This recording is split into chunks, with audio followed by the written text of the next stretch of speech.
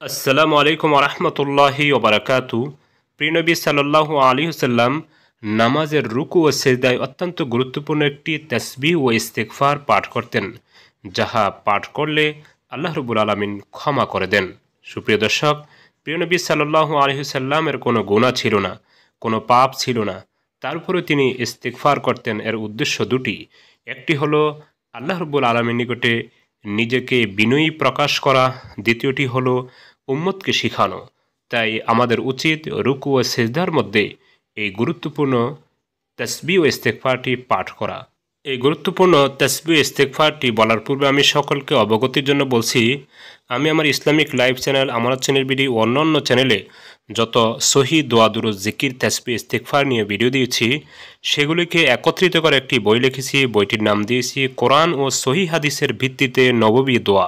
সুপ্রিয় দর্শক, এই বইটিতে রয়েছে 700-র মতো সহি দোয়া দুরূদ জিকির তাসবিহ ইস্তেগফার। প্রতিটির বাংলা উচ্চারণ, অর্থ এবং সে সম্পর্কিত হাদিসের অর্থ এবং ওই দোয়াটি সহি কিনা, হাদিসটি সহি কিনা সেটাও বর্ণনা করা হয়েছে। সাথে সাথে রেফারেন্স উল্লেখ করা হয়েছে। কোরআনুল কারীমে যত দোয়া ইস্তেগফার আল্লাহ রাব্বুল আলামিন উল্লেখ করেছেন, সবগুলি এই বইটির মধ্যে উল্লেখ করা হয়েছে সুন্দর করে বাংলা উচ্চারণ দিয়ে এবং অর্থসহ। সুপ্রিয় দর্শক, শুধু তাই নয়, জীবনের যত বিষয় আছে সব বিষয়ে দোয়া রয়েছে এই বইটিতে। আশা করি আপনারা বইটি সংগ্রহ করবেন। বইটি সংগ্রহ করতে হলে স্ক্রিনে দেওয়া নাম্বারে কল দিলে কুরিয়ার মাধ্যমে আপনার হাতে পৌঁছে দেওয়া সম্ভব হবে ইনশাল্লাহ।